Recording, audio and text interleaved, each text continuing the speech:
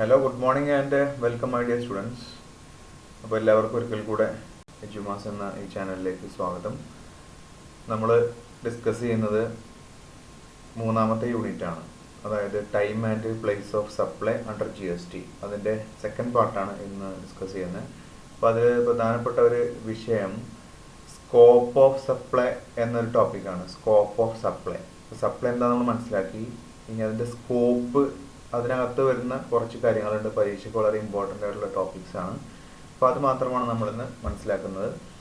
Scope of supply എന്നുള്ളതോട് ഉദ്ദേശിക്കുന്നത് the meaning and scope of supply under GST can be understood. അതായത് ഇതിനകത്ത് എന്ത് വരുന്നു എന്നുള്ളതാണ്. സപ്ലൈ എന്ന് പറഞ്ഞാൽ എന്താണ്? ഓക്കെ, അത് മനസ്സിലാക്കണമെന്നുണ്ടെങ്കിൽ നമ്മുടെ 6 പാരാമീറ്റേഴ്സ് ഉണ്ട്. It can be understood from the following 6 parameters which can be adopted to characterize a transaction as supply.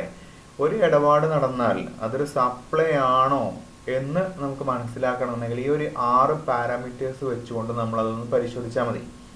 Okay, ഇത് സാറ്റിസ്ഫൈ ചെയ്യുന്ന ഇടപാടായിരിക്കും എന്തെന്ന് പറയുന്നത് ഒരു സപ്ലൈ എന്ന് പറയുന്നത്. അങ്ങനെ നടക്കുന്ന ഒരു സപ്ലൈ ആണ് GST ബാധകമായിട്ട് വരുന്ന സപ്ലൈ. ഓക്കെ, അപ്പം അതുകൊണ്ട് തന്നെ ഒരു ഇടപാട് നടന്നാൽ അത് സപ്ലൈ എന്നതിൻ്റെ പരിധിയിൽ വരുമോ എന്നുള്ളതാണ് നമ്മൾ പരിശോധിക്കേണ്ടത്. അപ്പോൾ അതിനുള്ള ഒരു ക്രൈറ്റീരിയ, ഒരു ഒരു യാർഡ് സ്റ്റിക്കാണ് ഈ താഴെ പറഞ്ഞിട്ടുള്ള 6 കാര്യങ്ങൾ. അതിലൊന്ന് supply of goods or service or both. ഈ സപ്ലൈ ചെയ്യുന്ന സാധനം എന്തായിരിക്കണം?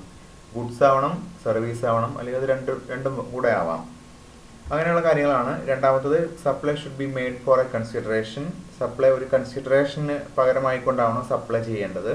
3, supply should be made in the course or furtherance of business. ബിസിനസ്സിൻ്റെ ആ ഒരു നടത്തിപ്പിൽ അല്ലെങ്കിൽ അതിൻ്റെ മുന്നോട്ടുള്ള ഗമനം, അത്തരം കാര്യങ്ങളിൽ അതുമായി ബന്ധപ്പെട്ട ഒന്നായിരിക്കണം ഈ ഒരു സപ്ലൈ എന്ന് പറയുന്നത്. 4, supply should be made by a taxable person. ഒരു ടാക്സബിൾ പേഴ്സൺ ആയിരിക്കണം ആ സപ്ലൈ ചെയ്തിരിക്കേണ്ടത്. 5th one is supply should be a taxable supply. ചെയ്യുന്ന സപ്ലൈ ടാക്സബിൾ ആയിരിക്കണം. കാരണം നമ്മൾ നേരത്തെ മനസ്സിലാക്കിയിട്ടൊരു ടാക്സ് അട്രാക്ട് ചെയ്യാത്ത സാധനങ്ങളുണ്ട്. ഓക്കെ, അപ്പോൾ എല്ലാ സപ്ലൈയും ടാക്സബിൾ അല്ല, എക്സെപ്റ്റഡ് ആയിട്ടുള്ള കാര്യങ്ങൾ ഉണ്ടായിരിക്കും. 6ാമത് പറയുന്നത് supply should be made within the taxable territory. ഒരു ടാക്സബിൾ ടെറിട്ടറിക്ക് അകത്ത് വേണം ഈ ഒരു സപ്ലൈ ചെയ്യാൻ.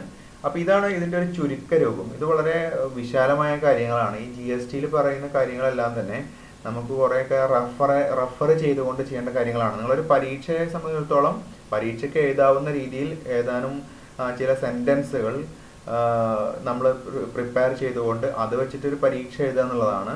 ഇതൊന്നും നമ്മൾ ഈ പറയുന്നതിനകത്ത് ഒതുങ്ങി നിൽക്കുന്ന കാര്യങ്ങളല്ല. ഓക്കെ, ഒരു ടെക്സ്റ്റ് ബുക്കോ അല്ലെങ്കിൽ നിയമങ്ങൾ റഫർ ചെയ്തിട്ട് മനസ്സിലാക്കേണ്ട കാര്യങ്ങളാണ്. വളരെ ആഴത്തിലും പരന്നതുമായിട്ടുള്ള മീനിങ് ആണ് ഓരോ കാര്യങ്ങൾക്കും ഉണ്ടാവുക. ഇനി നമുക്കിത് ജസ്റ്റ് ഒരു ചെറിയൊരു ഡീറ്റെയിൽ ആയിട്ടൊന്ന് നോക്കാം. പരീക്ഷയ്ക്ക് ചോദിച്ചാൽ എഴുതാവുന്ന അതിനു വേണ്ടി മാത്രം. അപ്പോൾ സ്കോപ്പ് ഓഫ് സപ്ലൈയിൽ ഒന്നാമത് പറഞ്ഞു നമ്മൾ supply of goods or services or both. അപ്പോൾ goods as well as services have been defined in the GST law. അത് നമ്മൾ ഫസ്റ്റ് യൂണിറ്റിൽ ഇത് ഡിസ്കസ് ചെയ്താണ്. ഗുഡ്സിൻ്റെ ഡെഫിനിഷനും സർവീസിൻ്റെ ഡെഫിനിഷനും ഒക്കെ ഡിഫൈൻ ചെയ്തിട്ടുണ്ട് ഓൾറെഡി. അപ്പം അതുകൊണ്ട് അതാണ് അവിടെ മനസ്സിലാക്കേണ്ട കാര്യം. അതിന് ഞാൻ എക്സ്പ്ലെയിൻ ചെയ്യുന്നില്ല. And second one is it should be made for a consideration. അപ്പോൾ consideration has been specifically been defined in the GST Act 2017. അപ്പോൾ അതിൽ കൺസിഡറേഷൻ എന്താണെന്ന് കറക്റ്റായിട്ട് ഡിഫൈൻ ചെയ്തിട്ടുണ്ട്. അത് നമ്മൾ നേരത്തെ ഡിസ്കസ് ചെയ്തതാണ്. ഓക്കെ, ആ കൺസിഡറേഷൻ ഉള്ളത് it can be in money or in kind. അത് പണത്തിൻ്റെ രൂപത്തിലാവാം അല്ലെങ്കിൽ കൈൻഡ് ആയിട്ടാവാം. അപ്പോൾ അത് മനസ്സിലാക്കേണ്ട ഒരു കാര്യമാണ്. പിന്നെ 3ാമത്തത് supply should be made in the course or furtherance of a business. അപ്പോൾ ബിസിനസ്സിൻ്റെ ആ ഒരു നടത്തിപ്പുമായി ബന്ധപ്പെട്ടുകൊണ്ട് അല്ലെങ്കിൽ അതിൻ്റെ ഒരു ഫർദറൻസുമായി ബന്ധപ്പെട്ടുകൊണ്ടുള്ളതായിരിക്കണം സപ്ലൈ എന്ന് പറയുന്നത്. ഇതും നമ്മൾ ഈ ഒരു ടേമിൻ്റെ എക്സ്പ്ലനേഷനൊക്കെ നേരത്തെ എക്സാമ്പിൾസ് ആയതൊക്കെ ചെയ്തിട്ടുണ്ട്. ഓക്കെ, എന്തായാലും GST is essentially tax only on commercial transactions. ഇപ്പോൾ GST എന്ന് പറയുന്നത് കൊമേഴ്സ്യൽ ട്രാൻസാക്ഷൻസിൻ്റെ പുറത്താണ് കാര്യമായിട്ടും അവിടെ GST വരുന്നത്. അതുകൊണ്ട് തന്നെ only those supplies that are in the course or furtherance of business qualify as supply under GST. അതുകൊണ്ട് തന്നെ ഇതിൽ നടക്കുന്ന ഇടപാടുകൾ അല്ലെങ്കിൽ സപ്ലൈസ് എന്ത് ആയിരിക്കണം? ആ ബിസിനസ്സുമായി ബന്ധപ്പെട്ട അതിൻ്റെ മുന്നോട്ടുള്ള പുരോഗതിയുമായി ബന്ധപ്പെട്ട കാര്യങ്ങളായിരിക്കണം അതിനകത്ത് വരേണ്ടത് എന്നുള്ളതാണ്. ഓക്കെ, അപ്പോൾ ഒരു ഉദാഹരണം പറഞ്ഞു കഴിഞ്ഞാൽ ഒരു വ്യക്തി അയാളുടെ കയ്യിലുള്ള പഴയ കുറച്ച് സ്വർണം ഒരു കച്ചവടക്കാരന് കൊണ്ടുപോയി വിറ്റാൽ അതൊരു ഈവൻ്റ് ആണല്ലോ, ഒരു ട്രാൻസാക്ഷൻ ആയിട്ട് നമുക്ക് പറയാം. പക്ഷേ അത് GST അട്രാക്ട് ചെയ്യുന്നില്ല. കാരണം അതൊരു ബിസിനസ്സിൻ്റെ ആ ഒരു സംഭവവുമായി ബന്ധപ്പെട്ട കാര്യമല്ല. ഓക്കെ, അത് അയാളുടെ ഒരു പേഴ്സണൽ കപ്പാസിറ്റിയിൽ അയാൾ ചെയ്യുന്ന കാര്യമാണ്. അതുകൊണ്ട് തന്നെ അത് GST അട്രാക്ട് ചെയ്യുന്നില്ല എന്ന് പറയാം. ഇങ്ങനെയാണ് അതിൻ്റെ ഒരു മീനിങ് മനസ്സിലാക്കേണ്ടത്. ഇനി നെക്സ്റ്റ് വരുന്നത് supply should be made by a taxable person. അപ്പോൾ സപ്ലൈ ചെയ്തത് ആരായിരിക്കണം? ടാക്സബിൾ പേഴ്സൺ ആയിരിക്കണം. ഓക്കെ, അപ്പോൾ അതുകൊണ്ട് തന്നെ a supply between two non taxable persons does not constitute supply under GST. അതുകൊണ്ട് തന്നെ രണ്ട് ടാക്സബിൾ അല്ലാത്ത രണ്ട് വ്യക്തികൾ തമ്മിൽ ഒരു ഇടപാട് നടത്തിയാൽ അത് GST അട്രാക്ട് ചെയ്യുന്നില്ല എന്ന് മനസ്സിലാക്കേണ്ടി വരും. ഇനി ടാക്സബിൾ പേഴ്സൺ എന്ന് പറഞ്ഞാൽ ആരാണ് എന്നുള്ളത് പറഞ്ഞിട്ടുണ്ട്. നമ്മൾ നേരത്തെ ഡിസ്കസ് ചെയ്തിട്ടുണ്ട്. Who is registered or liable to be registered under section 22 or section 24. Section 22 അതുപോലെ തന്നെ സെക്ഷൻ 24 പ്രകാരം രജിസ്റ്റർ ചെയ്തിട്ടുള്ള അല്ലെങ്കിൽ രജിസ്റ്റർ ചെയ്യാൻ ബാധ്യസ്ഥനായിട്ടുള്ള ഒരു വ്യക്തിയാണ് നമ്മൾ ടാക്സബിൾ പേഴ്സൺ എന്ന് പറയുന്നത്. ഓക്കെ, അഞ്ചാമത്തെ supply should be a taxable supply. അത് നമ്മൾ നേരത്തെ മനസ്സിലാക്കി. Taxable supply has been broadly defined. അത് വളരെ വിശാലമായിട്ട് തന്നെ വിശദീകരിച്ചിട്ടുണ്ട്, ഡിഫൈൻ ചെയ്തിട്ടുണ്ട്, നിർവചിക്കപ്പെട്ടിട്ടുണ്ട്. And means any supply of goods or services or both which is leviable to tax under the act. ഈ ഏത് ഗുഡ്സും ഏത് സർവീസും ആവാം, അല്ലെങ്കിൽ രണ്ടും കൂടെ ആവാം. ഈ ആക്ടിന്റെ കീഴിൽ നികുതി ചുമത്തപ്പെടുന്ന ഏതൊരു തരം സാധനത്തെയും നമുക്ക് സപ്ലൈ ചെയ്യുന്ന നമുക്ക് ടാക്സബിൾ സപ്ലൈ എന്ന് പറയാം. അത് നമ്മൾ നേരത്തെ ഡിഫൈൻ ചെയ്തതാണ്. ഇനി 6, supply should be made within the taxable territory. അതിന് അവസാന സെന്റൻസ് മതി, ഇത് വേണ്ട. GST essential. നേരത്തെ അപ്പുറത്തുണ്ടായിരുന്ന സെന്റൻസ് ഇവിടെ കോപ്പി ആയി വന്നതാണ്. ഓക്കെ, ലാസ്റ്റ് സെന്റൻസ് പഠിച്ചു വെച്ചാൽ മതി, അത് പറയാൻ വേണ്ടിയിട്ട്. അതായത് for a supply to attract GST, ആ GST അട്രാക്ട് ചെയ്യാൻ ഒരു സപ്ലൈ GST അട്രാക്ട് ചെയ്യണമെങ്കിൽ എന്ത് വേണം? ആ ഒരു place of supply should be India. ആ പ്ലേസ് ഓഫ് സപ്ലൈ ഇന്ത്യയിലായിരിക്കണം, except the state of Jammu and Kashmir. Jammu Kashmir ഒഴികെ എന്ന് പറയുന്നത്. ഓക്കെ, അപ്പോൾ ആ ഒരു പോയിന്റ് ഓർത്ത് വെക്കുക. ഇത്രയും കാര്യങ്ങൾ പഠിച്ചു വെച്ച് കഴിഞ്ഞാൽ ഈ സ്കോപ്പ് ഓഫ് സപ്ലൈയുമായി ബന്ധപ്പെട്ട ഒരു പരീക്ഷയ്ക്ക് ഉത്തരം അത്യാവശ്യമായിട്ട് നമുക്ക് എഴുതാൻ പറ്റും. ഓക്കെ, ഇനി നമുക്ക് മനസ്സിലാക്കേണ്ടുന്ന കാര്യം കുറച്ച് പോയിന്റ്സ് ആണ്. ഇത് പരീക്ഷയ്ക്ക് ഇതേപോലെ ചോദിച്ചേക്കാം, കഴിഞ്ഞ വർഷമൊക്കെ ചോദിച്ചിട്ടുണ്ട്. ഇപ്പോൾ ഇവിടെ ഹെഡിങ് കാണാം, supply made without consideration. Consideration ഉണ്ടാവണം നമ്മൾ നേരത്തെ ഇപ്പോൾ കണ്ടല്ലോ. ഒരു സപ്ലൈ ആണെങ്കിൽ അത് supply should be for a consideration എന്ന് പറയുന്നുണ്ട്. പക്ഷേ ചില കേസുകളിൽ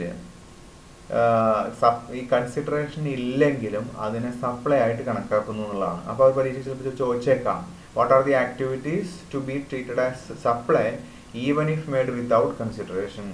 അപ്പോൾ ഈ പ്രാവശ്യമൊക്കെ ചോദിക്കാനൊക്കെ ഒരു സാധ്യതയുള്ള ഒരു ക്വസ്റ്റ്യൻ ആണത്. കൺസിഡറേഷൻ ഇല്ലെങ്കിലും സപ്ലൈ ആയിട്ട് കൺസിഡർ ചെയ്യാവുന്ന ആക്ടിവിറ്റീസ് ഏതെല്ലാം എന്നുള്ളതാണ്. അതിലൊന്ന് permanent transfer or disposal of business assets where input tax credit has been availed on such assets. Permanent ആയിട്ടൊരു ബിസിനസിന്റെ അസറ്റ് മറ്റൊരാൾക്ക് ട്രാൻസ്ഫർ ചെയ്യാണ്, അല്ലെങ്കിൽ ആ ഒരു ബിസിനസ് അസറ്റ് ഡിസ്പോസ് ചെയ്യാണ്. ഓക്കെ, അതിന്റെ പ്രത്യേകത എന്താണ്? ആ ഒരു അസറ്റിന്റെ പുറത്ത് already input tax credit claim ചെയ്തിട്ടുണ്ട്, അല്ലെങ്കിൽ അത് അവൈൽ ചെയ്തിട്ടുണ്ട്.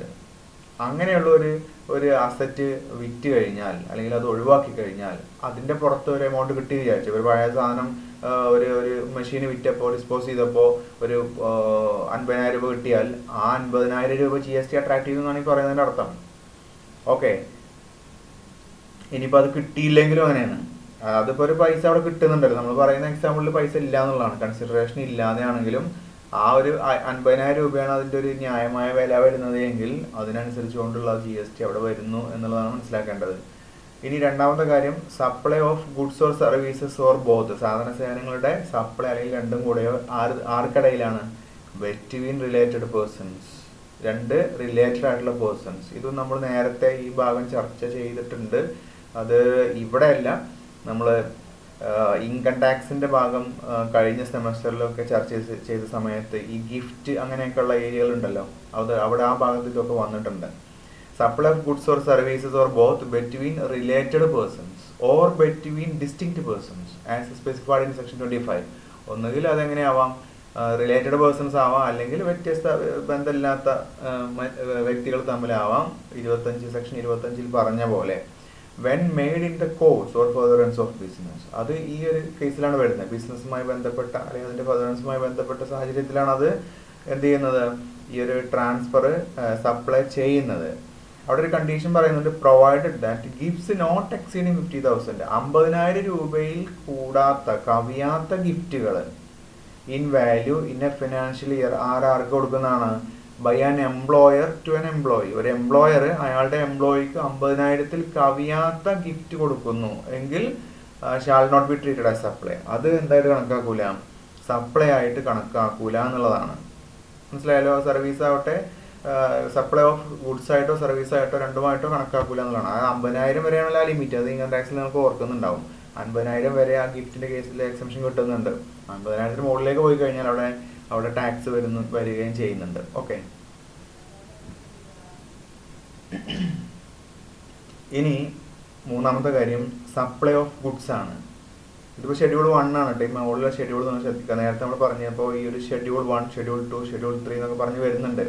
അപ്പോൾ അതിൽ ഓരോ ഷെഡ്യൂളിലും പല പല കാര്യങ്ങളാണ്. ഈ ഷെഡ്യൂൾ 1 പ്രകാരമാണ് എന്ത് വരുന്നത്, കൺസിഡറേഷൻ ഇല്ലാതെ ചെയ്യുന്ന ട്രാൻസാക്ഷൻസ് അല്ലെങ്കിൽ ആക്ടിവിറ്റീസ് അതിനെല്ലാം GST ബാധകമാണ് എന്ന് പറയുന്ന കാര്യമാണ് ഇപ്പോൾ ഈ ഷെഡ്യൂൾ 1 പറഞ്ഞിട്ടുള്ളത്. ആ ലിസ്റ്റാണ് നമ്മൾ വായിക്കുന്നത്. അടുത്ത മൂന്നാമത്തെ കാര്യമാണ് സപ്ലൈ ഓഫ് ഗുഡ്സ്. ഇപ്പോൾ ഗുഡ്സ് സപ്ലൈ ചെയ്യാണ്. ആരാണ് ചെയ്യുന്നത്? By a principal to his agent. ഒരു പ്രിൻസിപ്പൽ അദ്ദേഹത്തിന്റെ ഏജന്റിന് സപ്ലൈ ചെയ്യാണ് ഗുഡ്സ്. ഇനി ആ ഏജന്റിന്റെ ഒരു അവസ്ഥ എങ്ങനെയാണ്? The agent undertake to supply such goods on behalf of the principal. ഈ പ്രിൻസിപ്പൽക്ക് വേണ്ടിയിട്ട് ആ സാധനങ്ങളെല്ലാം തന്നെ സപ്ലൈ ചെയ്യുക എന്നുള്ള ജോലി ചെയ്യുന്നത് ആരാണ്? ഈ ഏജന്റ് ആണ് ചെയ്യുന്നത്. അങ്ങനെയുള്ള ഏജന്റിന് പ്രിൻസിപ്പൽ ഗുഡ്സ് സപ്ലൈ ചെയ്യുന്നു. അല്ലെങ്കിൽ ഒരു ഏജന്റ് അയാളുടെ പ്രിൻസിപ്പൽക്ക് സപ്ലൈ ചെയ്യാണ് goods. The agent undertakes to receive such goods. അപ്പോൾ അതേത് സാഹചര്യത്തിലായിരിക്കും സംഭവിക്കുന്നത്? ഈ പ്രിൻസിപ്പൽക്ക് വേണ്ടിയിട്ട് ഏജന്റാണ് ഈ ഗുഡ്സ് വരുമ്പോൾ അത് കളക്ട് ചെയ്യുന്നത്. ഓക്കെ, അങ്ങനെ കളക്ട് ചെയ്ത ഗുഡ്സ് ഇയാൾ പ്രിൻസിപ്പലിന് വേണ്ടിയിട്ട് ചെയ്യുകയും പിന്നീട് അയാൾ ആ ഗുഡ്സ് പ്രിൻസിപ്പലിന് കൊടുക്കുകയും ചെയ്യാണ്. ഓക്കെ, അതാണ് ആ ഒരു സിറ്റുവേഷന്. ഇനി നാലാമത് പറയുന്ന കാര്യം import of services by a taxable person. ഒരു ടാക്സബിൾ പേഴ്സൺ സർവീസ് ഇമ്പോർട്ട് ചെയ്യാണ്, പുറത്ത് നാട്ടിൽ നിന്ന് ഇങ്ങോട്ട് കൊണ്ടുവരികയാണ്. From a related person. അത് എവിടെ നിന്നാവാം? അദ്ദേഹത്തിന്റെ ഒരു റിലേറ്റഡ് ആയിട്ടുള്ള വ്യക്തിയിൽ നിന്നാവാം. Or from any of his other establishments outside India. അല്ലെങ്കിൽ മറ്റു ഇദ്ദേഹത്തിന്റെ തന്നെ ഇന്ത്യക്ക് പുറത്തുള്ള ഏതെങ്കിലും സ്ഥാപനങ്ങളിൽ നിന്ന് ഒരു സർവീസ് ഇന്ത്യയിലോട്ട് അയാൾ ഇമ്പോർട്ട് ചെയ്ത് കഴിഞ്ഞാൽ അതെന്തുമായി ബന്ധപ്പെട്ടതാണ്? In the course or furtherance of business. അതുമായി ബന്ധപ്പെട്ടതാണ് എങ്കിൽ അതും എന്തായിട്ട് കണക്കാക്കും? സപ്ലൈ ആയിട്ട് കണക്കാക്കും എന്നർത്ഥം. സപ്ലൈ ആയിട്ട് കണക്കാക്കുക എന്ന് പറഞ്ഞാൽ അതിന്റെ മറ്റൊരർത്ഥം എന്താണ്? ആ ഇടപാടെല്ലാം GST അട്രാക്ട് ചെയ്യുന്നു എന്നതാണ് മനസ്സിലാക്കാനുള്ളത്. ഓക്കെ, ഇനി മറ്റൊന്ന്, ഇതിപ്പോ കഴിഞ്ഞ പ്രാവശ്യം ക്വസ്റ്റ്യൻ ചോദിച്ചതാണ്. 2020 ഒരു ചോദ്യമാണ് ഇത് GSTയുടെ ഭാഗത്തു നിന്നുള്ള. What are the activities which are neither treated as supply of goods nor supply of services എന്നൊരു ക്വസ്റ്റ്യൻ ചോദിച്ചിട്ടുണ്ട്. അതായത് ഏതെല്ലാം സാധനങ്ങളുടെയും സേവനങ്ങളുടെയും സപ്ലൈ ആണ്. ഇതൊക്കെ സാധനങ്ങളും സേവനങ്ങളും തന്നെയാണ് അത് സപ്ലൈ ചെയ്യുന്നത്. പക്ഷേ അതിനെ എന്തായിട്ട് കണക്കാക്കൂല? സാധന സേവനങ്ങളുടെ സപ്ലൈ ആയിട്ട് കണക്കാക്കാത്ത പ്രവർത്തനങ്ങൾ ഏതെല്ലാം എന്നുള്ളതാണ്. അത് ഷെഡ്യൂൾ 3 വന്നിട്ടുള്ളത്. ഓക്കെ, ഇപ്പൊ ഷെഡ്യൂൾ 3 പ്രകാരമാണ് എന്ത് ലിസ്റ്റ് ഔട്ട് ചെയ്തിട്ടുള്ളത്, ഏതൊക്കെ സേവനങ്ങളാണ്, ഏതൊക്കെ ഗുഡ്സ് ആണ് സപ്ലൈ എന്നതിന്റെ പരിധിയിൽ വരാത്തത് എന്നതാണ് ഷെഡ്യൂൾ 3 പറയുന്നത്. മനസ്സിലായല്ലോ? അപ്പൊ അത് ഇത് കാണാതെ പഠിക്കുക. ഇനി പ്രാവശ്യം ചോദിക്കുമെന്ന് നമുക്ക് പറയാൻ പറ്റില്ല. എന്തായാലും ഒന്ന്, services by an employee to the employer.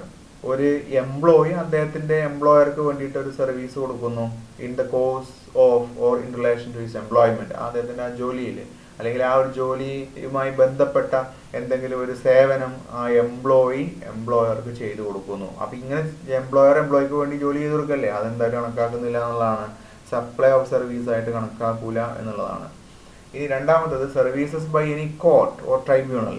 ഏതെങ്കിലും കോടതിയുടെ അല്ലെങ്കിൽ ഏതെങ്കിലും ട്രൈബ്യൂണലിന്റെ, രാജ്യത്ത് നിലവിലുള്ള നിയമപ്രകാരം സ്ഥാപിതമായിട്ടുള്ള കോടതികൾ അല്ലെങ്കിൽ ട്രൈബ്യൂണൽ ഇവയൊക്കെ നൽകുന്ന സർവീസസ്. ഇനി മൂന്നാമത്തെ കാര്യം പറയുന്നത് functions performed by the members of parliament. Parliament അംഗങ്ങൾ അവർ പെർഫോം ചെയ്യുന്ന അത്തരം കാര്യങ്ങൾ.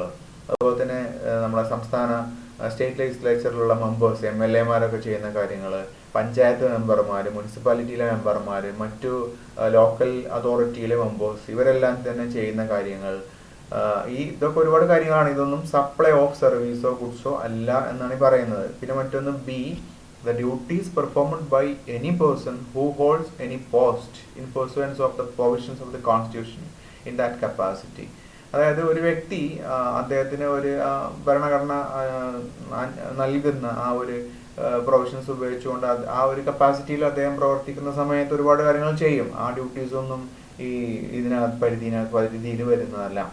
ഇനി മൂന്നാമത് പറയുന്നത് the duties performed by any person as a chairperson ആയിട്ടോ അല്ലെങ്കിൽ മെമ്പറോ അല്ലെങ്കിൽ ഡയറക്ടർ, സെൻട്രൽ ഗവൺമെന്റോ സ്റ്റേറ്റ് ഗവൺമെന്റോ അല്ലെങ്കിൽ ലോക്കൽ അതോറിറ്റി എസ്റ്റാബ്ലിഷ് ചെയ്തിട്ടുള്ള ഒരു സംവിധാനത്തിൽ ഡയറക്ടറോ അല്ലെങ്കിൽ ചെയർപേഴ്സണോ മെമ്പറോ ആയിട്ടുള്ള ആൾ ചെയ്യുന്ന കാര്യങ്ങളും വരൂല എന്നർത്ഥം ചുരുക്കത്തിൽ. Okay, is not deemed as an employee before the commencement of this clause. ഈ ഒരു ആക്ടിൽ ഇത്തരത്തിലുള്ള ഒരു ക്ലോസ് വരുന്നതിന് മുമ്പേ ഒക്കെ ചെയ്തിട്ടുണ്ടെങ്കിലും അത് ഇതിൽ വരില്ല എന്നുള്ളതാണ് പറയുന്നത്. ഓക്കെ, പിന്നെ 4, services of funeral, burial, crematorium or mortuary including transportation of the disease ആണ്. അതായത് മരിച്ച ആളുകൾക്ക് ചെയ്യുന്ന കുറെ ക്രിയകളുടെ കാര്യമാണ് പറയുന്നത്. ശവസംസ്കാരവും അതുപോലെ തന്നെ അങ്ങനെയൊക്കെയുള്ള കാര്യങ്ങളല്ലേ. അതുപോലെ മോർച്ചറി ഇങ്ങനെയൊക്കെയുള്ള, അതുപോലെ മരിച്ച ആളെയൊക്കെ ട്രാൻസ്പോർട്ട് ചെയ്യുക, കൊണ്ടുപോവുക. അപ്പം അത്തരം സർവീസുകളൊക്കെ ഉണ്ട്. അപ്പം അത്തരം മരണാനന്തര ചടങ്ങുകൾ ഇങ്ങനെയുള്ള കാര്യങ്ങളൊക്കെ. അപ്പം ഇതൊന്നും തന്നെ എന്താണ് ഇതിനകത്ത് വരാത്ത സർവീസസ് ആണ്. 5, sale of land and subject to clause B of paragraph 5 of schedule 2 ആണ്. ഷെഡ്യൂൾ 2 കുറച്ച് കാര്യങ്ങൾ പറയുന്നുണ്ട്. അത് പിന്നെ നമുക്ക് ഡിസ്കസ് ചെയ്യാം. എല്ലാം കൂടെ പറഞ്ഞു കഴിഞ്ഞാൽ ഇത് ഒരുപാട് ലെങ്തി ആവും, പിന്നെ വളരെ വിശാലമായിട്ട് പറയേണ്ടി വരും. അതുപോലെ സെയിൽ ഓഫ്, ഇപ്പൊ ഇത്ര ഓർത്താൽ മതി, ഈ sale of land and sale of building ഇങ്ങനെ പഠിച്ചു വെച്ചാലും മതി. കാരണം ഈ സെയിൽ ഓഫ് ലാൻഡ് എന്ന് അതോടെ ചില കണ്ടീഷൻസ് ഒക്കെ വരുന്നുണ്ട്. ചുരുക്കി പറഞ്ഞു കഴിഞ്ഞാൽ ലാൻഡിന്റെയും അതുപോലെ തന്നെ ബിൽഡിങ്ങിന്റെയും വിൽപ്പനയാണ്.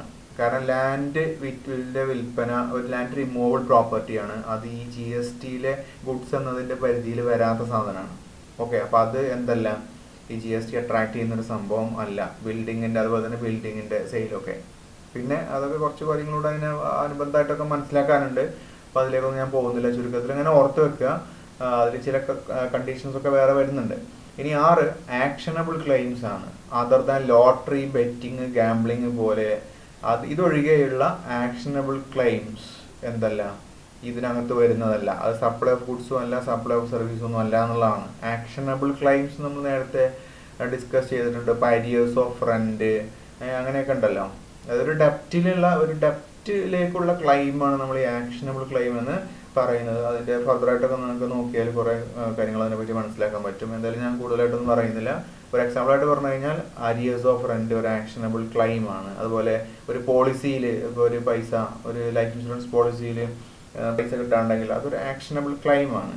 ഓക്കെ, ഇനി മനസ്സിലാക്കാനുള്ളത് ഈ ഒരു ഹെഡിങ് നോക്കുക, transactions deemed as supply of goods. അപ്പൊ ഇതിൽ ഏതെങ്കിലും ഒരു ക്വസ്റ്റ്യൻ, ഈ ഹെഡിങ്ങിൽ പറഞ്ഞ ഏതെങ്കിലും ഒരു ക്വസ്റ്റ്യൻ ഈ ചാപ്റ്ററിന് ഇപ്രാവശ്യം കയറാൻ ഒരു സാധ്യത കാണുന്നുണ്ട്.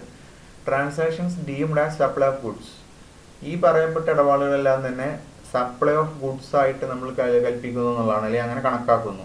സപ്ലൈ ഓഫ് ഗുഡ്സ് ആയിട്ട് കണക്കാക്കുന്ന ചില ഇടപാടുകളുടെ ഉദാഹരണങ്ങളാണ് അവിടെ കൊടുത്തിട്ടുള്ളത്. ഒന്നെന്താണ്, any transfer of the title in goods is a supply of goods. Goods supply ചെയ്യുന്നില്ല ആക്ച്വലി, പക്ഷെ ടൈറ്റിൽ മാത്രമാണ് അവിടെ സപ്ലൈ ചെയ്യുന്നത്. മനസ്സിലായല്ലോ? അതായത് ഇപ്പോൾ ഒരു കാർ വിൽക്കാന്ന് വിചാരിച്ചോ, കാറിന്റെ ഉടമസ്ഥാവകാശം ട്രാൻസ്ഫർ ചെയ്യുന്നു, കാർ ട്രാൻസ്ഫർ ചെയ്യുന്നില്ല, അങ്ങനെയാണെങ്കിലോ അതൊരു എന്താണ്, സപ്ലൈ ഓഫ് ഗുഡ്സ് ആയിട്ട് കണക്കാക്കും.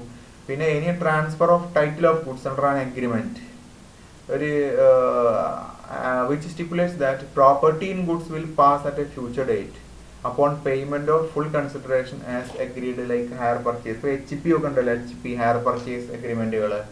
അപ്പൊ അങ്ങനെയൊക്കെ പോലെയുള്ള ഒരു എഗ്രിമെന്റിൽ ടൈറ്റിൽ ഓഫ് ഗുഡ്സ് ട്രാൻസ്ഫർ ചെയ്യുകയും പക്ഷെ ആ പ്രോപ്പർട്ടി ഇൻ ഗുഡ്സ് ഫ്യൂച്ചർ ഡേറ്റിലാണ് ട്രാൻസ്ഫർ ചെയ്യുകയും ചെയ്യുന്നത്.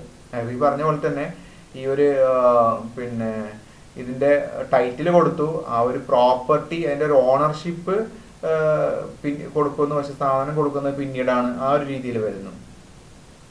പിന്നെ മൂന്നാമത് പറയുന്നത് permanent transfer of disposal of business asset with or without consideration. അപ്പോൾ ഒരു ബിസിനസിന്റെ അസറ്റ് ഡിസ്പോസ് ഓഫ് ചെയ്യുക, അല്ലെങ്കിൽ അത് പെർമനന്റ് ആയിട്ട് ട്രാൻസ്ഫർ ചെയ്യുക. അത് കൺസിഡറേഷനോടെ ആവാം, അല്ലെങ്കിൽ കൺസിഡറേഷൻ ഇല്ലാതെ ആവാം. അങ്ങനെ ചെയ്തു കഴിഞ്ഞാൽ അതിനെ സപ്ലൈ ഓഫ് ഗുഡ്സ് എന്ന് പറയുന്നത്. അത് ഞാൻ നേരത്തെ പറഞ്ഞപ്പോൾ പഴയ ഒരു ഫോട്ടോസ്റ്റാറ്റ് മെഷീൻ ഉണ്ടായിരുന്നു, അതിപ്പോൾ അത് വേറെ ആൾക്ക് കൊടുക്കുന്നു. അത് നമ്മൾ നേരത്തെ പറഞ്ഞല്ലോ, ഇൻപുട്ട് ടാക്സ് ഒക്കെ എഡിറ്റ് ചെയ്ത കേസുകളിലൊക്കെയാണ് അത് വരുന്നത്. അപ്പോൾ അത് സപ്ലൈ ഓഫ് ഗുഡ്സ് ആയിട്ട് കണക്കാക്കും. പിന്നെ supply of goods by any unincorporated association or body of persons to a member thereof. ഏതെങ്കിലും ഒരു അൺഇൻകോർപ്പറേറ്റഡ് ആയിട്ടുള്ള അസോസിയേഷൻ അല്ലെങ്കിൽ ഒരു ബോഡി ഓഫ് പേഴ്സൺസ് അതിൻ്റെ മെമ്പേഴ്സിന് ഗുഡ്സ് സപ്ലൈ ചെയ്യുന്നു. അങ്ങനെ ചെയ്തു കഴിഞ്ഞാൽ അത് സപ്ലൈ ഓഫ് ഗുഡ്സ് ആയിട്ട് കണക്കാക്കുന്നതാണ്. ഇപ്പോൾ ഒരു ഉദാഹരണം പറഞ്ഞു കഴിഞ്ഞാൽ ഒരു ക്ലബ്ബാന്ന് വിചാരിച്ചു, ക്ലബ്ബ്. ഇപ്പോൾ ക്ലബ് മെമ്പേഴ്സ് ഉണ്ടാവുമല്ലോ. ഈ ക്ലബ് മെമ്പേഴ്സ് ഇപ്പോൾ ഒരു ക്ലബ് എന്തെങ്കിലും പാർട്ടിയൊക്കെ നടത്തിയിട്ട് ആ ക്ലബ്ബിൽ ഇപ്പോൾ മെമ്പേഴ്സ് നോൺ മെമ്പേഴ്സ് ആയിട്ടുള്ള ആളുകളൊക്കെ വരികയാണ്. അപ്പോൾ അവരൊരു ഇപ്പോൾ ഡ്രിങ്ക്സും അങ്ങനെയുള്ള സാധനങ്ങളൊക്കെ കൊടുക്കാമെന്ന് വിചാരിച്ചോ. അതിൽ ആൽക്കഹോളൊക്കെ സപ്ലൈ ചെയ്യുന്നു. അപ്പോൾ അതിൽ മെമ്പേഴ്സിന് കൊടുക്കുന്നുണ്ട്, നോൺ മെമ്പേഴ്സിന് കൊടുക്കുന്നുണ്ട്. അപ്പോൾ നോൺ മെമ്പേഴ്സിന് കൊടുക്കുന്ന അതിനൊക്കെ അവർ പിന്നെ ബില്ല് വാങ്ങിക്കുക, പിന്നെ ടാക്സ് വാങ്ങിക്കുക, GST വാങ്ങിക്കുന്നു. അവരുടെ മെമ്പേഴ്സ് ആയിട്ടുള്ള ആളുകൾക്ക് വിൽപ്പന നടത്തുന്നതിൽ അവർ GST കളക്ട് ചെയ്യാതെ ഇരിക്കുന്നു. ഇത് ചെയ്യാൻ പറ്റുമോ എന്നുള്ളതാണ് ഇവിടെ വരുന്നൊരു ക്വസ്റ്റ്യൻ. ഇങ്ങനെ എല്ലാത്തിനും ഒരുപാട് കുറച്ച് ഡീറ്റെയിൽ ആയിട്ട് നമ്മളത് നോക്കണം. ഓക്കെ, അപ്പം ഇവിടെ ഈ ഒരു ക്ലബ്ബ് അവരുടെ സ്വന്തം മെമ്പറുടെ കയ്യിൽ നിന്ന് GST കളക്ട് ചെയ്യാതിരിക്കുന്നത് തെറ്റാണ്. കാരണം സ്വന്തം മെമ്പർക്ക് ഈ ഒരു ഡ്രിങ്ക്സ് ആൽക്കഹോൾ സപ്ലൈ ചെയ്യുക എന്നുള്ളതും എന്താണ്, സപ്ലൈ എന്നതിന്റെ പരിധിയിൽ വരുന്നതാണ്. അതാണ് പറഞ്ഞതിന്റെ അർത്ഥം. മനസ്സിലായോ? അപ്പൊ സ്വന്തം മെമ്പേഴ്സിനാണ് സപ്ലൈ ചെയ്യുന്നതെങ്കിലും ആ ഗുഡ്സ് സപ്ലൈ ചെയ്യുന്നെങ്കിൽ അത് സപ്ലൈ ആയിട്ട് കണക്കാക്കും. സപ്ലൈ ആയിട്ട് കണക്കാക്കും പറയുന്ന അർത്ഥം എന്താണ്? അവിടെ GST അട്രാക്ട് ചെയ്യുന്നു, അല്ലെങ്കിൽ GST അവിടെ വരുന്നു എന്നതാണ്. ഓക്കെ, അപ്പോൾ ഇതെല്ലാം തന്നെ സപ്ലൈ ഓഫ് ഗുഡ്സ് എന്നുള്ള മീനിങ്ങിൽ വരുന്നതാണ്. ഇനി വേറൊന്ന് വരുന്നത്, ഇപ്പൊ ഇത്രയാണ് സപ്ലൈ ഓഫ് ഗുഡ്സിന്റെ കേസ് പറഞ്ഞത്. ഇനി ഇതേപോലെ transactions deemed and supply of services, സേവനത്തിന്റെ സപ്ലൈ എന്ന രീതിയിൽ നമ്മൾ മനസ്സിലാക്കേണ്ടുന്ന ചില ട്രാൻസാക്ഷൻസ് ആണ്. ഒന്ന്, transfer of right or undivided share in goods without transfer of title. അതായത് ഒരാൾ ടൈറ്റിലൊന്നും ട്രാൻസ്ഫർ ചെയ്യാതെ ഒരു റൈറ്റ്, ഒരു സാധനം ഉപയോഗിക്കുന്നതിനുള്ള അവകാശം മറ്റൊരാൾക്ക്, അല്ലെങ്കിൽ undivided share in goods without transfer of title വേറെ ആൾക്ക് യൂസ് ചെയ്യാൻ കൊടുക്കും. ഒരു പ്രോപ്പർട്ടി 2 മാസം ഒരാൾക്ക് യൂസ് ചെയ്യാൻ കൊടുത്തു കഴിഞ്ഞാൽ അതൊരു സർവീസായിട്ട് കണക്കാക്കും. അപ്പോൾ അതിൻ്റെ പുറത്ത് കിട്ടുന്ന എമൗണ്ടിൽ GST അത് ബാധകമാണ് എന്നാണ് പറയുന്നത്. ഓക്കെ, അത് സപ്ലൈ ഓഫ് സർവീസ് ആയിട്ട് കണക്കാക്കും. പിന്നെ any lease, tenancy, easement, licence to occupy land, അത് ഭൂമി ഒക്കുപ്പൈ ചെയ്യാൻ വേണ്ടിയിട്ട്, അത് ലീസിനാവട്ടെ, ലീസ് അതുപോലെ ടെനൻസി, ഈസ്മെന്റ്, ലൈസൻസ്. അപ്പോൾ അതിൽ ലീസും ടെനൻസിയും ഒക്കെ ഒരു തരത്തിലുള്ള പാട്ടം അല്ലെങ്കിൽ ഈ ഭൂമി വാടക എടുക്കുന്ന സിസ്റ്റം തന്നെയാണ്. അപ്പോൾ അതിൽ ഈ 4 ടേംസും ഏകദേശം ഒരുപോലെ വരുന്നു. പക്ഷേ അതിൻ്റെയൊക്കെ എന്തിൽ വ്യത്യാസമുണ്ട്? അതിൻ്റെ ടേംസ് ഓഫ് അതിൻ്റെ ഒരു പെർമനൻസി, അതിൻ്റെ നാച്ചുറൽ വ്യത്യാസമുണ്ട്. ലീസൊക്കെ ഒരു തരത്തിലുള്ള ഒരു ടെമ്പററി ആണ്. നമ്മൾ ഈ ഒരു ഈസ്മെന്റുമായിട്ട് കമ്പയർ ചെയ്യുമ്പോൾ ഈസ്മെന്റ് കുറച്ചുകൂടെ ഒരു പെർമനന്റ് നാച്ചർ ഉള്ളതാണ്. ഈ ലൈസൻസും ലീസും ഒക്കെ ഒരു തരത്തിലുള്ള പെർമനന്റ് ആയിട്ട്, പെർമനന്റ് അല്ല, ടെമ്പററി ആയിട്ട് വരുന്ന തരത്തിലുള്ള ഒരു ഇടപാടാണ്. ഓക്കെ, അങ്ങനെയൊക്കെയുള്ള അതിൻ്റെ ടെക്നിക്കലുള്ള വ്യത്യാസങ്ങൾ വരുന്നത്. അപ്പൊ എന്തായാലും അതങ്ങനെ ഭൂമി ഈ രീതിയിൽ കൊടുത്തു കഴിഞ്ഞാൽ അതൊരു സപ്ലൈ ഓഫ് സർവീസ് ആയിട്ട് കണക്കാക്കും. മൂന്നാമത്തത്, any lease or letting out of the building four business or commerce either all or partially. Commerce അല്ലെങ്കിൽ ബിസിനസ്സിന് വേണ്ടിയിട്ട് ഏതെങ്കിലും ഒരു ബിൽഡിംഗ് ലീസിനോ അല്ലെങ്കിൽ വാടകയ്ക്കോ ഒക്കെ കൊടുക്കുകയാണ്, ഭാഗികമായിട്ടോ ഫുള്ളായിട്ടോ, അപ്പോൾ അതും സർവീസ് ആയിട്ട് കണക്കാക്കും. പിന്നെ ഇനി ട്രീറ്റ്മെന്റ്, അവിടെ അത് ബിസിനസിന്റെ കാര്യമാണ് പ്രത്യേകിച്ച് പറഞ്ഞത്. നമ്മളൊരു മനസ്സിലാക്കേണ്ട കാര്യം, ഒരു വീട് പിന്നെ വരുന്നുണ്ട് അവിടെ പറയാം. Okay, 4, any treatment or process applied on another persons goods. ഏതെങ്കിലും ഒരു ട്രീറ്റ്മെന്റോ അല്ലെങ്കിൽ ഒരു പ്രോസസ്സോ നമ്മൾ അപ്ലൈ ചെയ്യാണ്. എവിടെ? On another persons goods, like job work. ഒരാൾ ഒരു ജോബ് അയാൾ ചെയ്യുന്നു. അപ്പോൾ ഒരു എക്സാമ്പിൾ പറഞ്ഞു കഴിഞ്ഞാൽ കുറച്ചുകൂടെ മനസ്സിലാവും. അതായത് ഇപ്പോൾ ഒരു വ്യക്തി എ എന്ന് പറയുന്ന വ്യക്തി കുറച്ച് സാധനങ്ങൾ നിർമ്മിച്ചു. അത് ബി എന്ന് പറയുന്ന മറ്റൊരു വ്യക്തി കുറച്ചുകൂടെ അത് പാക്ക് ചെയ്യുന്നതിന് വേണ്ടിയിട്ട് അയാൾക്ക് അയക്കുന്നു. അപ്പോൾ അയാൾ അത് പാക്ക് ചെയ്യുന്നു. അയാളോട് പാക്ക് ചെയ്യുമ്പോൾ അയാളൊരു ജോബ് വർക്ക് അതിൻ്റെ പുറത്ത് ചെയ്യാണ്. അപ്പോൾ എ എന്നുള്ള ആൾ അയച്ചിട്ടുള്ള ആ സാധനങ്ങളെ പാക്കേജ് ചെയ്യുക എന്നുള്ള ആ ഒരു പ്രോസസ്സാണ് അവിടെ ജോബ് വർക്ക് എന്നുള്ള ഉദ്ദേശിക്കുന്നത്. അപ്പോൾ ആ പാക്ക് ചെയ്യുക എന്നുള്ളത് എന്താണ്? ഒരു സർവീസാണ്. അപ്പോൾ അത് സപ്ലൈ ഓഫ് സർവീസ് ആയിട്ട് കണക്കാക്കും. അദ്ദേഹം ആ ചെയ്യുന്ന ആക്ടിവിറ്റി എന്താണ്? സർവീസ് ആയിട്ട് സപ്ലൈ ഓഫ് സർവീസ് ആയിട്ട് കണക്കാക്കും. അപ്പോൾ അതിന് GST അട്രാക്ട് ചെയ്യുന്ന അർത്ഥം. ഇനി 5, any business assets put for private use whether or not for consideration. ഒരു ബിസിനസിന്റെ അസറ്റ് സ്വകാര്യ ആവശ്യത്തിന് വേണ്ടി യൂസ് ചെയ്യുന്നത്, ഇപ്പോൾ കൺസിഡറേഷൻ ഉണ്ടാവട്ടെ ഇല്ലാതിരിക്കട്ടെ, അത് ആ രീതിയിൽ കണക്കാക്കും. പിന്നെ റെന്റിങ് ഓഫ് ഇമ്മൂവബിൾ പ്രോപ്പർട്ടിയാണ്. ഇമ്മൂവബിൾ പ്രോപ്പർട്ടി വാടകയ്ക്ക് കൊടുക്കുക എന്നുള്ളതാണ്. ഓക്കെ, ഇമ്മൂവബിൾ പ്രോപ്പർട്ടി വാടകയ്ക്ക് കൊടുക്കുന്നു. അപ്പൊ അതില് ഈ ഡ്വെല്ലിംഗ് ഹൗസ്, താമസിക്കുന്ന റെസിഡൻഷ്യൽ ഹൗസ് ബിൽഡിംഗ് കൊടുക്കുന്നതിനകത്ത് വരുന്നില്ല. ഓക്കെ, അപ്പൊ അത് അതിനകത്ത് വരാത്തൊരു കേസാണ്. ബാക്കിയുള്ള കേസിൽ അത് വരും. Renting of immovable property. പിന്നെ construction of a complex building, civil structure or part thereof. ഇപ്പൊ ഇതിൽ പറഞ്ഞ കാര്യങ്ങളെല്ലാം, ഒരു ബിൽഡിങ്ങോ അല്ലെങ്കിൽ കോംപ്ലക്സോ ഒരു സിവിൽ സ്ട്രക്ചറോ അല്ലെങ്കിൽ ഇതിന്റെ ഒരു ഭാഗമൊക്കെ ഭാഗികമായിട്ടൊക്കെ ഉള്ള കൺസ്ട്രക്ഷൻ ഒക്കെ വന്നു കഴിഞ്ഞാൽ അതിനെയും ഒരു സപ്ലൈ ഓഫ് സർവീസ് ആയിട്ട് കണക്കാക്കുന്നു. പിന്നെ അത് കുറച്ച് ഡീറ്റെയിൽ ആയിട്ട് വായിക്കേണ്ടുന്ന കുറച്ച് കാര്യങ്ങളാണ്, ഞാൻ ഡീറ്റെയിൽ ആയിട്ട് പറയുന്നൊന്നുമില്ല. അപ്പൊ അതിൽ കുറച്ച് കണ്ടീഷൻസ് ഒക്കെ ആ ഏരിയയിൽ വരുന്നുണ്ട്. പിന്നെ 8ാമത്തത് temporary transfer or permitting the use or enjoyment of any intellectual property right. ഏതെങ്കിലും ഇന്റലക്ച്വൽ പ്രോപ്പർട്ടി റൈറ്റ് ടെമ്പററി ആയിട്ട് ട്രാൻസ്ഫർ ചെയ്ത് കൊടുക്കുക, അല്ലെങ്കിൽ താൽക്കാലികമായിട്ട് ടെമ്പററി ആയിട്ട് അത് യൂസ് ചെയ്യാൻ അല്ലെങ്കിൽ എൻജോയ് ചെയ്യാനുള്ള അനുവാദം നൽകുക.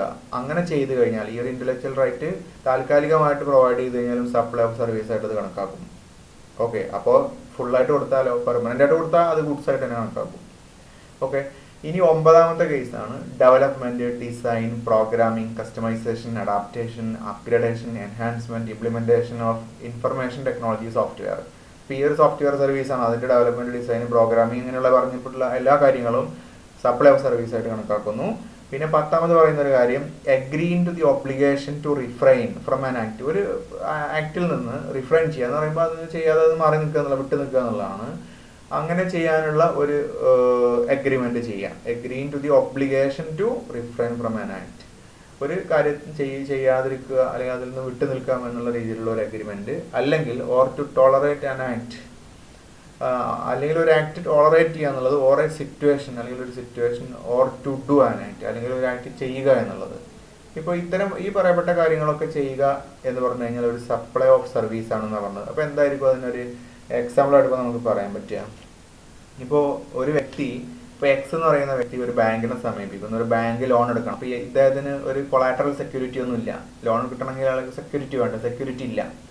അപ്പോൾ സെക്യൂരിറ്റി ഇല്ല. അപ്പോൾ അതുകൊണ്ട് അദ്ദേഹം വൈ എന്ന് പറയുന്ന ഒരാളെ സമീപിക്കുന്നു. വൈയുടെ കൊളാറ്ററൽ സെക്യൂരിറ്റിയാണ് ഇയാൾ സെക്യൂരിറ്റി ആയിട്ട് ബാങ്കിലേക്ക് കൊടുക്കുന്നത്. അങ്ങനെ വൈ ഇയാൾക്ക് ആ വൈയുടെ പ്രോപ്പർട്ടി കൊളാറ്ററൽ സെക്യൂരിറ്റി എക്സിന് പണയം വെക്കാൻ, അതിന് ജാമ്യം കൊടുക്കാൻ വേണ്ടിയിട്ട് നൽകുന്നു. അപ്പോൾ പകരമായിക്കൊണ്ട് എക്സ് ഈ ലോണ് വേണ്ട വൈ ലോണ് വേണ്ട ആളെ കയ്യിൽ നിന്ന്, അതായത് എക്സിന്റെ കയ്യിൽ നിന്ന് ഇയാളുടെ ഈ പ്രോപ്പർട്ടി കൊടുത്തതിന് പകരം ഒരു എമൗണ്ട് വാങ്ങിക്കുകയാണ്. ഓക്കെ, അതാണ് ഈ പറഞ്ഞതിന്റെ ഒരു ഉദാഹരണം വരിക. അപ്പൊ അത് ആ കിട്ടുന്ന എമൗണ്ട് ഒരു സർവീസിനുള്ള കൺസിഡറേഷൻ, അത് സപ്ലൈ ഓഫ് സർവീസ് ആയിട്ട് കണക്കാക്കും. അപ്പോൾ അതിനൊരു വാല്യൂ കിട്ടുന്നുണ്ടെങ്കിൽ ആ വാല്യൂ അനുസരിച്ച് GST അട്രാക്ട് ചെയ്യുന്നു. ഓക്കെ, പിന്നെ വരുന്നത് വർക്ക്സ് കോൺട്രാക്ട്സുകളാണ്. വർക്ക് കോൺട്രാക്റ്റുകൾ അങ്ങനെ കോൺട്രാക്ട് ജോലികൾ ഒക്കെ നമുക്ക് അതിനകത്ത് പെടുത്താം. അപ്പോൾ ഇത്രയും കാര്യങ്ങളാണ് ഇതിനകത്ത് വരുന്നത്. അപ്പോൾ ഈ പറഞ്ഞ കാര്യങ്ങളൊക്കെ മനസ്സിലായി എന്ന് വിചാരിക്കുന്നു. അപ്പോൾ ഇന്നത്തെ ക്ലാസ്സിൽ ഇത്രയേ ഉള്ളൂ. നെക്സ്റ്റ് ക്ലാസ്സിൽ we will discuss time of supply. Time and place of supply ആണ് നമ്മുടെ മെയിൻ ചാപ്റ്ററിന്റെ ഹെഡിങ്. അപ്പോൾ അതിന് ആദ്യ ഭാഗത്ത് സപ്ലൈ വരുന്നുണ്ട്. അത്രയും കാര്യങ്ങളാണ് നമ്മളിപ്പോൾ ഡിസ്കസ് ചെയ്തത്. ഇനി ഈ ഒരു പോയിന്റിൽ മാത്രം നിന്നിട്ട് നമുക്ക് അടുത്ത് പറയാം. ടൈം ഓഫ് സപ്ലൈ നമുക്ക് അടുത്ത ക്ലാസ്സിൽ ഡിസ്കസ് ചെയ്യാം. അപ്പോൾ എന്തായാലും കാര്യങ്ങളൊക്കെ പറഞ്ഞ് മനസ്സിലായി എന്ന് വിചാരിക്കുന്നു. മനസ്സിലായെങ്കിൽ അത് നിങ്ങളൊക്കെ ലൈക്ക് ചെയ്യുക, സബ്സ്ക്രൈബ് ചെയ്യുക, ചെയ്യാത്തവർ ഷെയർ ചെയ്യുകയൊക്കെ ചെയ്യാം. ഓക്കെ, അപ്പോൾ ഇത്രയേ ഉള്ളൂ. ബാക്കി നമുക്ക് അടുത്ത ക്ലാസ്സിൽ ഡിസ്കസ് ചെയ്യാം. Thank you for watching.